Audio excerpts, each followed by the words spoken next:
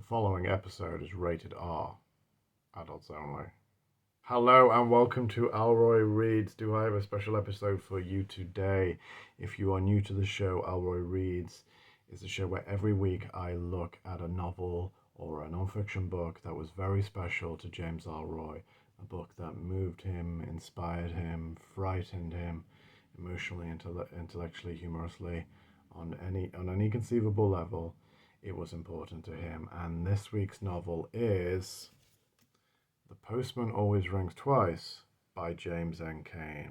Okay, let me give you a little bit of background. James N. Cain was a novelist. His background, he began his writing career as a journalist, writing satirical sketches and humor pieces for a number of highbrow publications, the Smart Set, the American Mercury. He wrote short stories. Then he served in the US Army in World War One and saw action in the trenches. He returned to the US. He did have aspirations to be an opera singer at one point. In fact, his mother was a soprano. She gave up her career to raise a family. And although he abandoned his aspirations to be a singer fairly quickly, he maintained a lifelong interest in music, particularly opera, and it would recur throughout his writing and his novels. So after a period where he gave up a lot of things up, he worked in an insurance office. He never sold a single policy. He spent a month training as an opera singer, abandoned that. He began writing his first novel, but by which time he was established as a journalist. And The Postman Always Rings Twice is only a little longer than 100 pages, and it caused an absolute sensation when it was published in 1934. So the basic plot is this. We have a drifter in the Depression by the name of Frank Chambers, and the opening line is, "They threw me off the hay truck around noon." And he finds himself outside a small diner run by a couple, Nick Papadikis, a Greek man, and his gorgeous younger wife, Cora. And right away, Frank is attracted to Cora and begins a job at the diner, living there. And there's a certain amount of resentment towards Nick, who he sometimes refers to as the Greek, and some of it certainly not aged well. There's a certain amount of xenophobia. For instance, Cora doesn't like anyone to think that she's Greek herself. She doesn't like anyone to think that she's Mexican. She has a slightly darker complexion. And Frank is, from the moment he sees her, he's just obsessed with possessing her sexually. And they're having an affair 10 pages in. This is a novel that doesn't waste any time. But in order to fully possess her, Nick has to go. It's not so easy to dissolve a marriage back in 1934. So the two adulterous lovers begin hatching a plot to get rid of Nick. And at first, Nick, like all cuckolds, is the only one who can't see the cuckold's horns on him. He's quite sweet. I found him. He's I suppose some might read him as a very boorish husband, but he has a real fondness for Frank. In fact, his fondness for Frank might actually surpass his fondness for his own wife, and never suspects anything. So they make this real cack-handed attempt at killing him. That doesn't work. After a blow to the head, Nick is left with amnesia, and he comes out. He still doesn't realize what the two lovers are up to, either in the bedroom or plotting to kill him. Anyway, the murder plot does go ahead, and Nick dies, and that's when it all begins to unravel for Frank and Cora. They've done too much, and the jealousy, the rivalry between them begins to really destroy their relationship and essentially dooms them.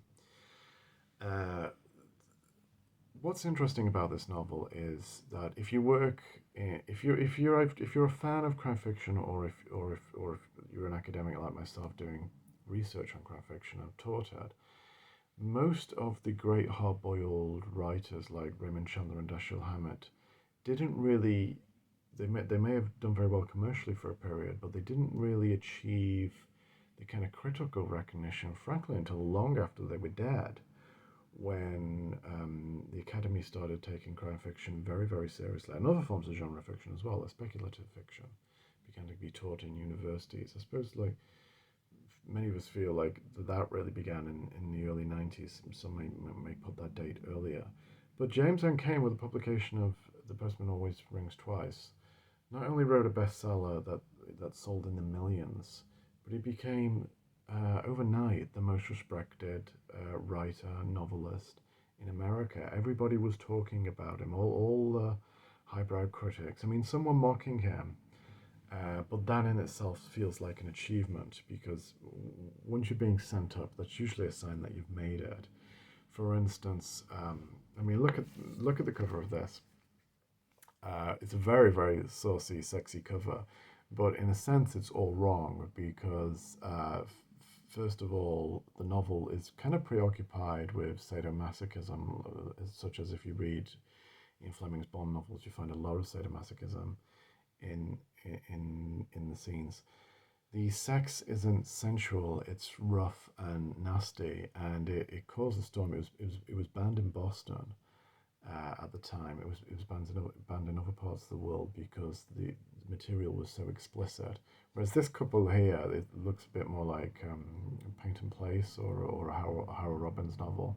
But in a sense, that's kind of what Kane achieved, because the Postman Always Rings Twice has kind of like entered the lexicon. It's almost a smutty joke.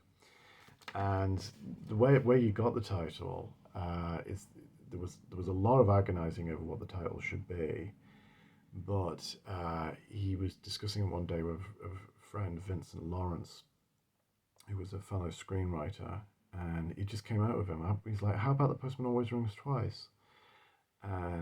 Lawrence was like, "That's brilliant. It rang twice for Frank and Cora, didn't it?" And there's a lot of stuff in the story about fate, i.e., fate and fatalism. For instance, Nick escapes death once, but is killed in the second murder plot. Um, Frank and Cora escape justice, but then actually meet their end the second time around, in ironically something that's actually an injustice. But you cannot escape the, the grim fate. You cannot escape the responsibility for your actions. Even if you escape them legally, there'll be comic justice that the universe has in store for you. So, James N. Cain had a marvelous run for a while. His subsequent novels, Double Indemnity, Mildred Pierce, Serenade, were all highly successful. He embarked on a very lucrative career as a screenwriter in Hollywood, although the pay was good. Actually, very few of his scripts went into production. He got the occasional co-writing credit or the story by credit, touching up scripts. But he was the toast of Hollywood for a while. He had many glamorous friends, such as Lana Turner, who starred in a film adaptation of The Postman Always Rings Twice. That's the 1946 film adaptation. It's the one most likely to have seen with John Garfield and Lana Turner. It's not bad. It's not one of the great film noirs. There have been around 7 film adaptations of Postman Always Rings Twice.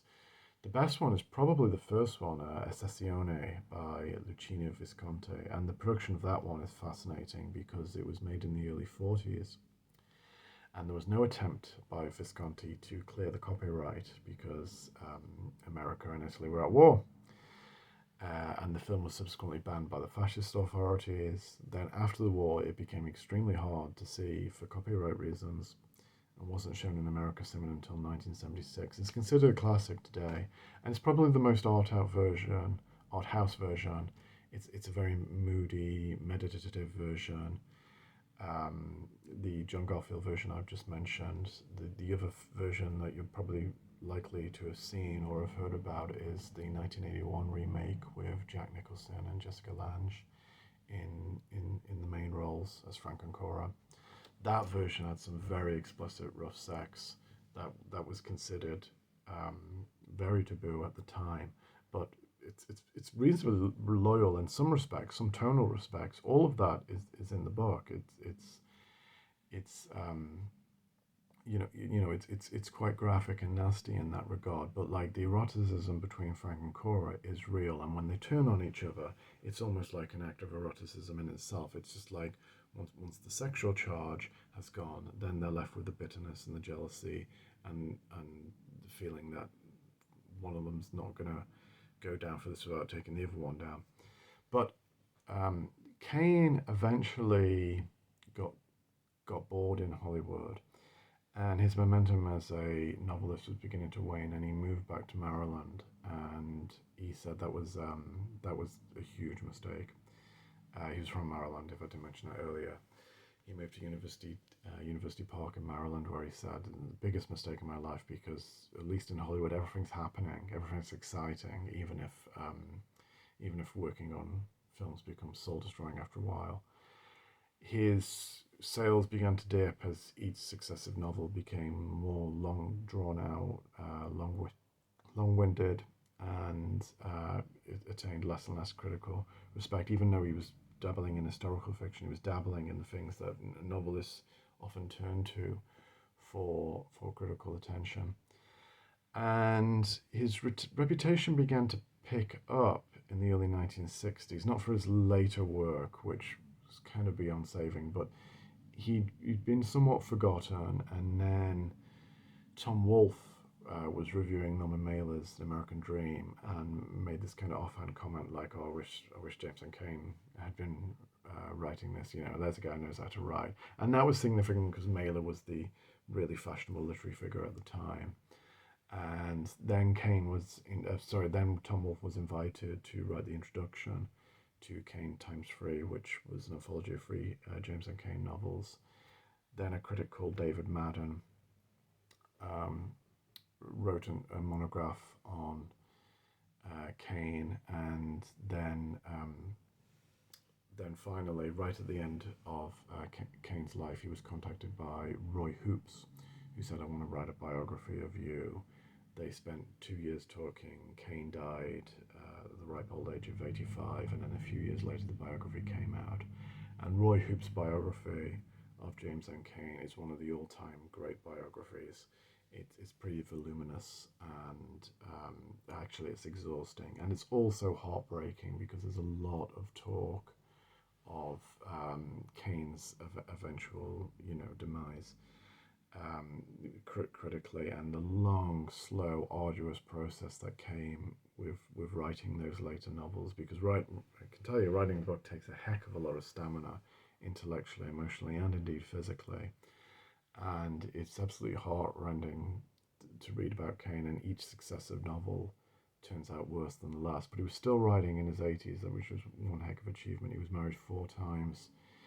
He was quite the lad in his day. He was an adulterer, but he really loved his fourth wife, Florence Macbeth, who was indeed an opera singer.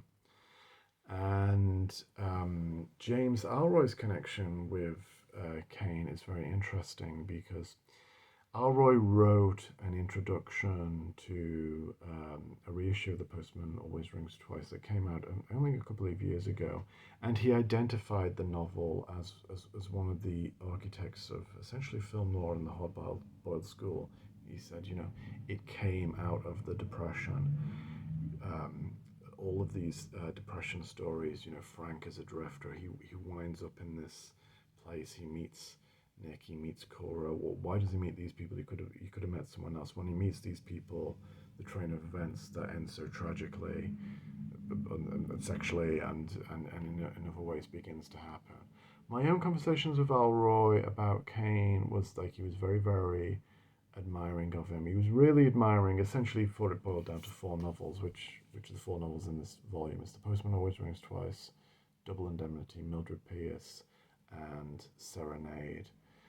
Now, with the exception of Serenade, all the first 3 of them were turned into classic film noirs. Actually, Cain had a lot more luck in adaptations than he did in writing original screenplays. There's some notable films made of his work, and Ellroy actually had a direct connection because David Madden, the critic I mentioned earlier, who'd written a monograph about Cain, he's still writing in his 90s, David Madden, and he was a novelist, and he had a hit novel called The Suicide's Wife that in 1978 that was turned into a TV movie with Angie Dickinson that also did very well. And for that novel, David Madden was represented by an agent called Richard Hutner. And a couple of years later, Hutner picked up a new client by the name of Lee Earl Ellroy, who the world knows is today as James Ellroy. And you can read about this story and many other stories from Ellroy's life in this biography, which I've written called Love Me, Fears and Danger, which won the Edgar Award. So only a few years after representing Madden, Hutner was representing Ellroy, and got him off to a great start, and I think was one of Ellroy's great agents, and still might be representing him today if he didn't leave the business early. And Ellroy was subsequently represented by Nat Sobel for many decades, probably his most famous agent. Anyway, also Ellroy, rather nerve-wracking for me as a biographer, but Ellroy would talk about biography a lot. And he was very admiring of Roy Hoop's biography of James N. Cain, although he said it was far, far too long, and it is an absolutely door-stopping biography. But there's very few crime writers who've kind of merited that sort of attention. Now, what I mean by that is there might be 12 books on Dashiell Hammett or an equal number of books on Raymond Chandler, but you probably won't see a biography of just that sort of length and epic scope about anyone other than James N. Cain in the hardboiled school. Now, he rejected the label hardboiled, but he in many ways he's the father of it.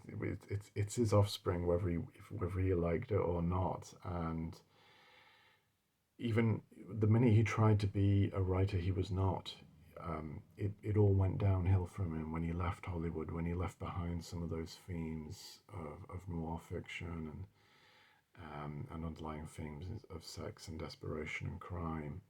He lost his magic. But at his best, James N. Cain was unbeatable, and his legacy in crime fiction is assured, and was a great influence on James Ellroy. Okay, thank you very much. I hope you've enjoyed this episode. Be careful around handsome drifters. Be careful around strangers. You never know what they've got in store for you. But go out and read this book, okay? And I'll see you again soon for another episode of Ellroy Reads. Okay, bye-bye.